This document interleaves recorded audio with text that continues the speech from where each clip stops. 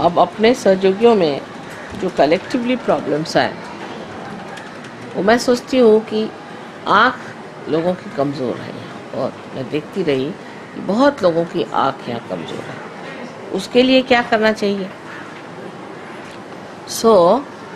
उसके लिए आप लोग एक दूसरे की मदद करनी पड़ेगी। फ़ोटो के सामने में लाइट रखने की, और किसी उम्र के बाद तो आँख ज़रा कम हो जाती है, पर तो भी उसको ताकत देने के लिए कि उससे ज़्यादा ना खराब हो, तो एक लाइट आगे की ओर रखने की फ़ोटो के सामने, और एक लाइट हाथ में किसी भी कैंडल स्टैंड में ले करके, और पीछे की साइड में यहाँ पर पीछे की आज्ञा पर ऐसे ऐसे जैसे आरती उतारते हैं, इस तरह से आरती उतारते हैं।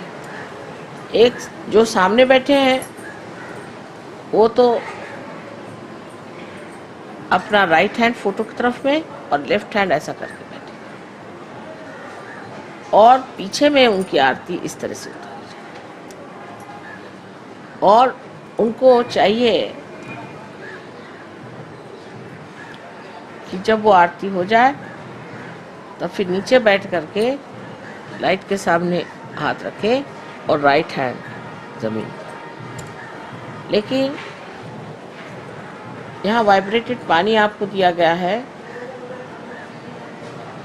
उसमें थोड़ा सा जो वाइब्रेटेड शुगर है उसको मिला करके और घोल के चम्मच से और 2 बूंद आँख में डाल लें, चाहे गुलाब जल में मिला लीजिए।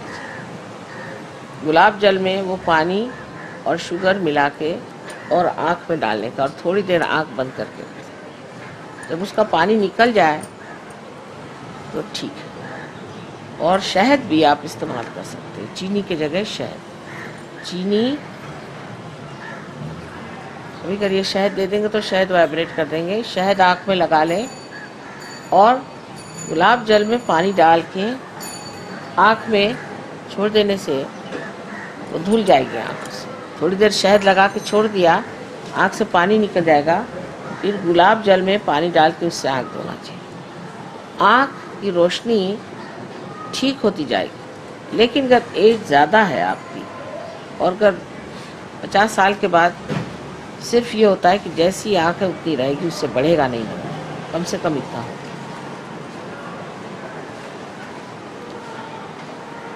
और ये कमज़ोरी आती है मछली खाने से। बहुत मछली खाते हैं, उसमें फास्फोरस होता है।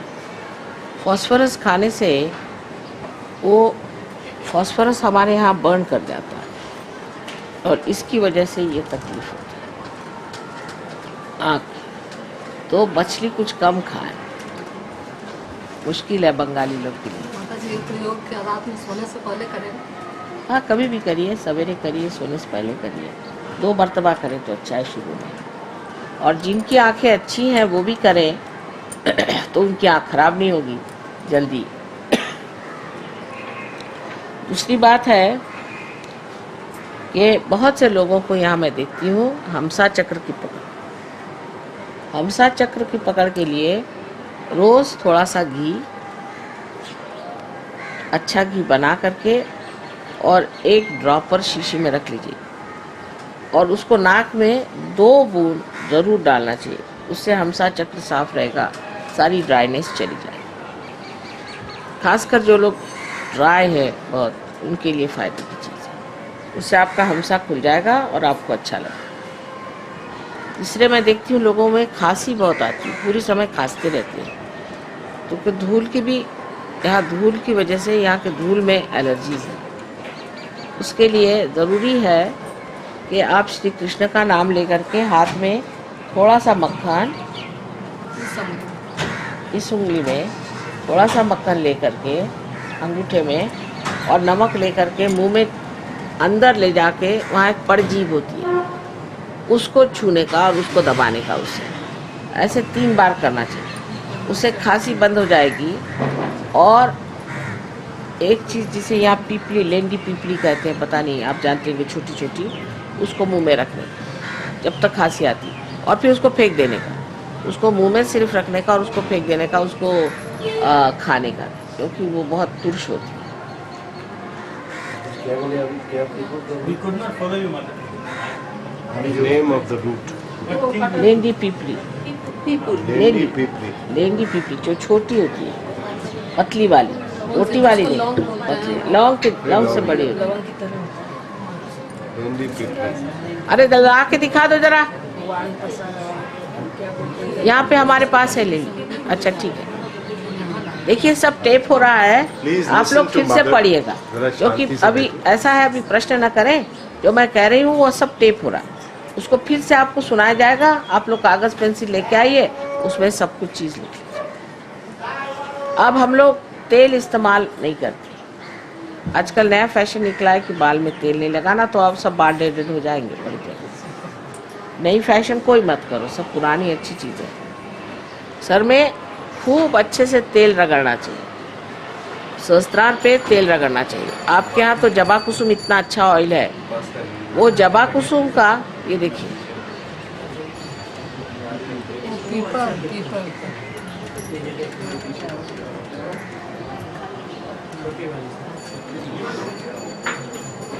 जबा कुसुम हेयर ऑयल आप एक बोतल ले लें, और 2 बोतल वही जबा कुसुम का कोकोनट ऑयल मिक्स करके वो आप सर में सैटरडे के रोज़ रात को लगाएं, खूब अच्छे से सर में, एक कटोरी भर।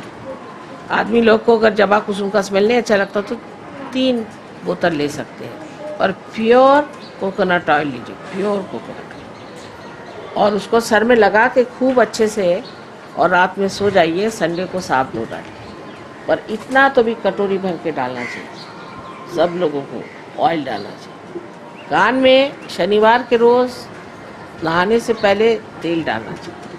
कान में वैसे भी तेल डालना अच्छा है, रोज़ 1 बूंद डाल दीजिए तो कोई बुरा नहीं होता, लेकिन बदन में भी आपको तेल लगाना चाहिए। तो कौन सा तेल लगाते हैं लोग पता नहीं, सरसों का तेल लगाने से रंग जल जाता है, इसलिए बेहतर है अगर आप घी लगाएं थोड़ा सा, और फिर नहा लें। मक्खन लगाएं, वो भी अच्छा है, पर सर में मक्खन ही लगाने का। और या तो फिर आप अगर चाहे तो गरी का तेल लगा सकते हैं, चलिए, वो ठंडा करता है, गरी ठंडा करता है। इसीलिए जहाँ गर्म देश होता है वहाँ परमात्मा गरी देते हैं। गरी जो है, जिसको आप कोकोनट कहते हैं, ये श्री फल है, देवी का फल है, और ये आपके ब्रेन जैसी ही चीज़ है, वो भी बनी हुई। तो जिस चीज़ को गर्मी की शिकायत है या बहुत बदन में गर्मी होती है, वो इस तेल से नहाए तो फ़ायदा करेगा। दूसरे आंवला वगैरह भी तेल सबको ठंडा करते हैं। यहाँ पर गोल्डन आंवला बहुत अच्छा ऑयल है। जिसके सर में भनभनाहट होती है, या जिसके सिर में गर्मी खुश्की आ गई है दवाइयाँ ले लेकर, उसके लिए ठीक है कि वो गोल्डन आंवला हेयर ऑयल आपका बंगाल केमिकल का बहुत अच्छा है।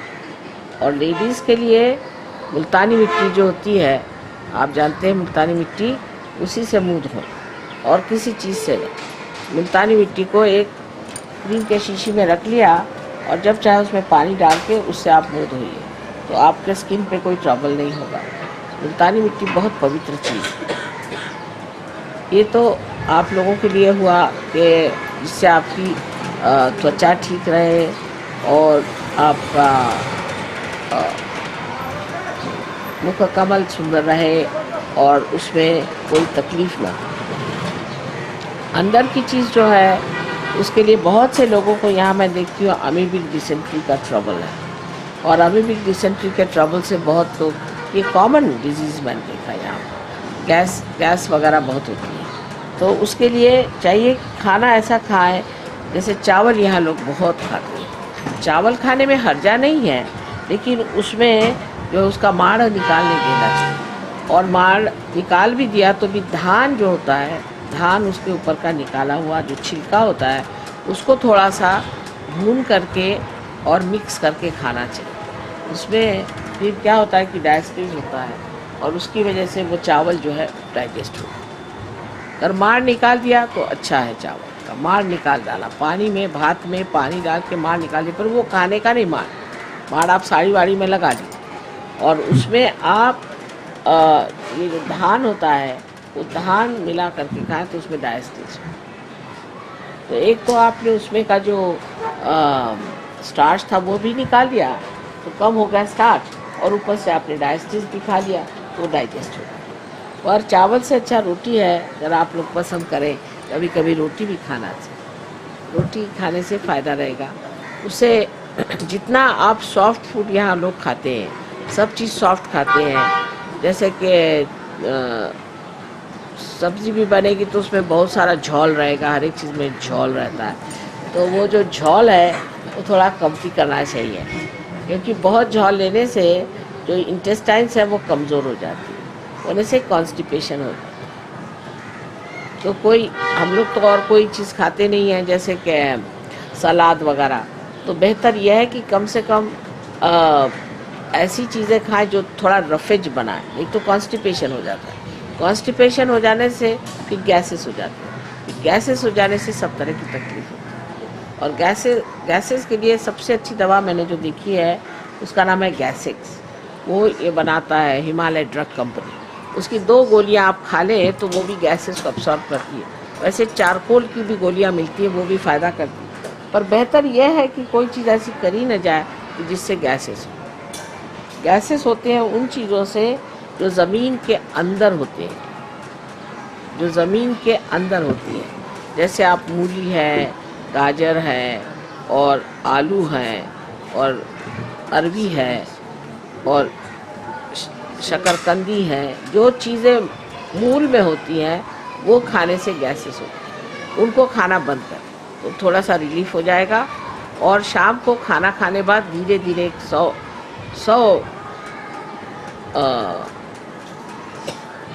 गज़ भी बहुत होता है, 100 फुट भी अगर आप चल सकें तो बहुत फ़ायदे की चीज़। इस तरह से गैसेस की यहाँ बड़ी शिकायत मैंने देखी लोगों में है, और लूज स्टमक हो जाता है अगर आप सिर्फ वेजिटेरियन खाना खाते रहें। तो वेजिटेरियन खाइए, क्योंकि नहीं खा सकते लोग, लेकिन ज़रूरी है कि आप प्रोटीन फूड खाएं, उससे बदन का लूजनेस, बदन का छूटना वो चला जाएगा। प्रोटीन ज़रूर खाना चाहिए, उससे मसल्स बनते हैं।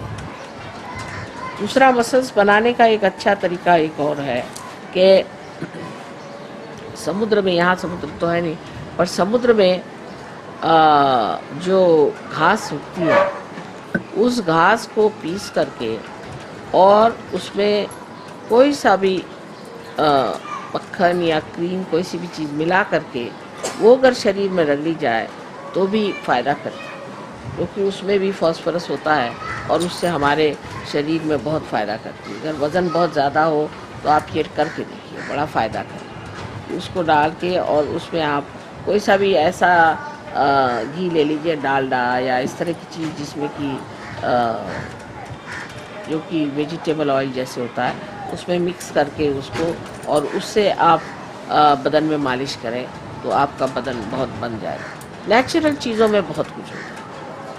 अब दूसरा, यहाँ मैं देखती हूँ कि लोगों को पित्त का शिकायत बहुत है, पित्त बहुत होता है, हमेशा उबासी आती है। ऐसे जो लोग हैं जिनको पित्त बहुत होता है, उनके लिए चाहिए कि एक कोकम करके फल मिलता है, उसका जूस बना करके और उसमें नमक चीनी डाल के उसको पिए। ऐसे लोगों को बहुत चीनी खानी चाहिए, और ऐसे लोगों के लिए यहाँ पर मैं चीनी वाइब्रेट करके जाऊँगी, तो आप लोग वो चीनी खाएँ, उससे फ़ायदा होगा। जो वॉमिटिंग जैसी सेंसेशन आती है, यहाँ बर्निंग होता है, हार्ट बर्निंग होता है, तो ऐसे लोगों को तला खाना नहीं खाना चाहिए, डेयरी प्रोडक्ट्स कम करने चाहिए। इस तरह से आप अपनी पित्त की भी शिकायत ठीक कर सकते हैं। जिसको पित्त बहुत होता है वो भी ठीक कर सकता है। और जाड़े में, जब जाड़ा बहुत पड़ता है, उस वक्त में आप सौंठ और चीनी खा सकते हैं। वैसे भी ऐसे लोगों के लिए गन्ने का रस बहुत फ़ायदे का है, गन्ने का रस लिया जाए। गन्ने के रस से आपका जो लिवर है वो ठीक रहेगा और आपको काफ़ी ताजगी मिलेगी, क्योंकि जब लिवर ख़राब होता है तो आदमी चिड़चिड़ा हो जाता है, गुस्सेला हो जाता है, कुछ चीज़ अच्छी नहीं लगती। लिवर तो कहते हैं ना, लाइफ के लिए लिवर बहुत ज़रूरी है। ये 2 बीमारियां मैंने बहुत देखी हुई हैं और इस पर मैंने बात की। और कोई बीमारी के बारे में पूछना हो तो पूछिए।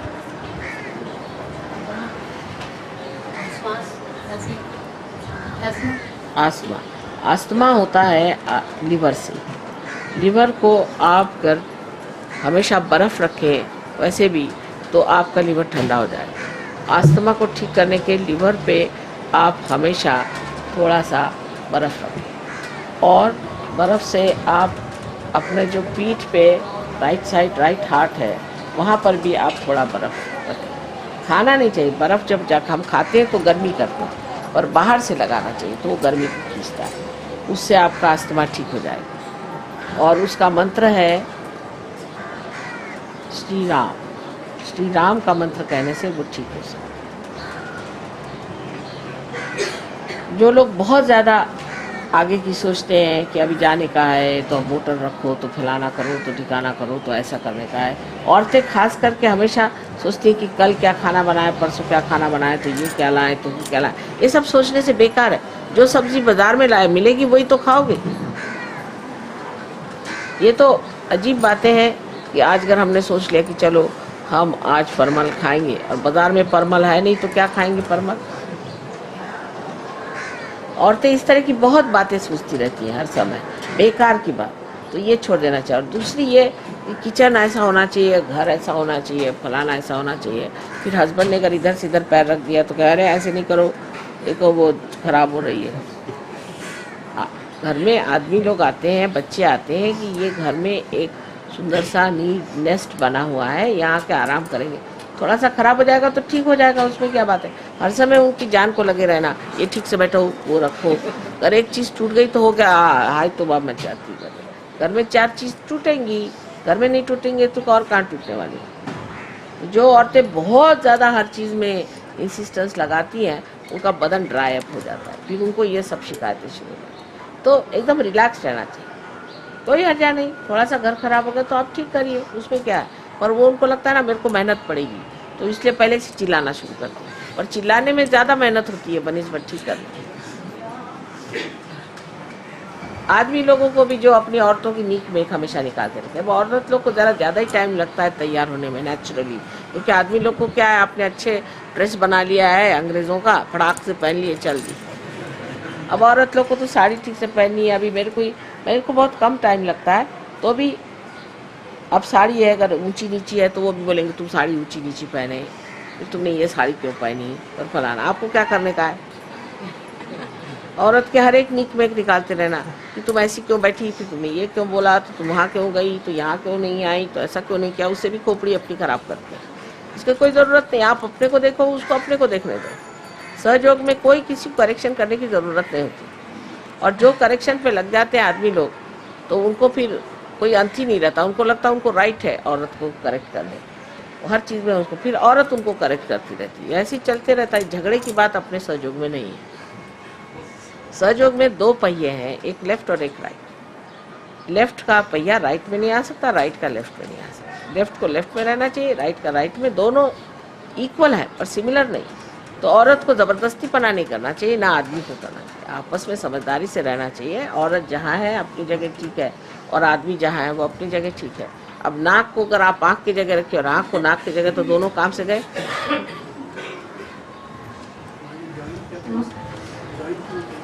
हाँ, जॉइंट में जो पेन्स नाभि चक्र से आते हैं, नाभि को करेक्ट करना चाहिए।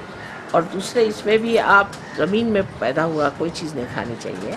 और केरोसिन ऑयल को वाइब्रेट करके मैं दे जाऊंगी, उसको किसी भी तेल में मिला करके उससे लगाइए। और थोड़ा एक्सरसाइज हमेशा करते रहना चाहिए, उससे नहीं होगा। और तीसरे ये कि बहुत गर्म पानी से नहाने से बहुत प्रॉब्लम्स खड़े होते हैं। ठंडे पानी से नहाना चाहिए, बहते हुए ठंडे पानी से नहाना चाहिए।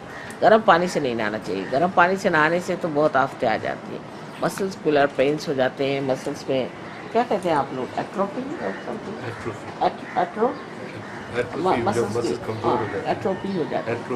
एट्रोफी हो जाती है, कमज़ोर हो जाते हैं और स्टिफ हो जाते हैं, चल नहीं पाते। इसलिए गर्म पानी से नहीं नहाना चाहिए, ठंडे पानी से नहाना चाहिए। औरत लोग को नहाने की बीमारी ज़्यादा होती है आदमियों से, इसलिए उनके और ज़्यादा पैर।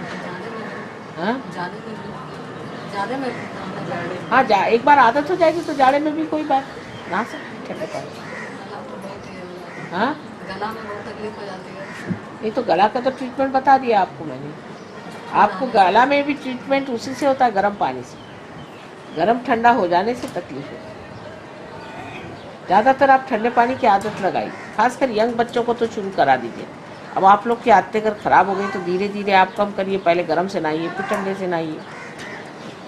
और अपने शरीर को ठंडे पे ले आई जहाँ तक होती। यहाँ कौन बड़ा जाड़ा होता है, हम तो लंदन में भी ठंडे से नहाते हैं। आर्थराइटिस को बता दिया ना मैं, जॉइंट्स के लिए, आर्थराइटिस के लिए। और दूसरा है कि अगर आप नींबू पानी पी सकते, गर्म पानी बॉईल करके उसमें अगर आप नींबू छोड़ें तो 2 नींबू उसमें 6 दिन के लिए आप 6 नींबू लीजिए। बॉइल्ड वाटर याद रखना, बॉइल्ड वाटर में आप अगर नींबू छोड़ के रखते हैं तो नाश्ते के बाद खा ले लें उसे। ना 2 नींबू निचोड़ के और उसको आप नाश्ते के बाद दीजिए, फिर खाने के बाद दीजिए और फिर रात के खाने के बाद। पहले नाश्ता करते वक्त करके रख दीजिए, ठंडा हो जाएगा, फिर उसको आप पी लीजिए। और अगर आपको बहुत खट्टा लगता हो तो आप उसमें शहद डाल लीजिए और उसको पीजिए, उससे ये चीज़ हट जाएगी। विटामिन सी से होता है। और दूसरा गेरू भी लगाना चाहिए, गेरू फ़ायदा करता है गेरू। और सबसे अच्छा है ये जो मैंने ऑयल बताया इसका, केरोसिन ऑयल, केरोसिन। डॉक्टर सरकार सोते समय किस तरफ से रखना चाहिए?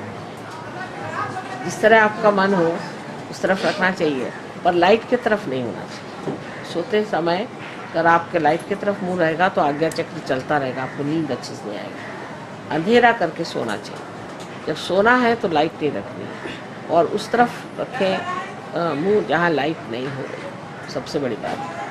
रही बात ये कि हमारा अगर फोटो है तो उसके तरफ पैर करके नहीं सोना चाहिए, वो तो हनुमान जी सताएंगे।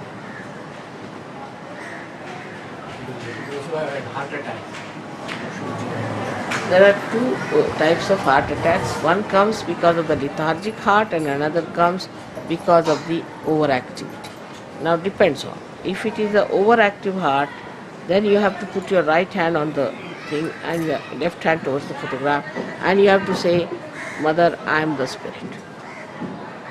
समझे ना? हो जाए। If it is a lethargic heart, then you have to put right to the left, like this. Lethargic heart, right to the left, like this. Then it works out. And you should say, Mother, I am not guilty. क्योंकि ये विशुद्धि चक्र के पकड़ने से ही lethargic heart का angina का trouble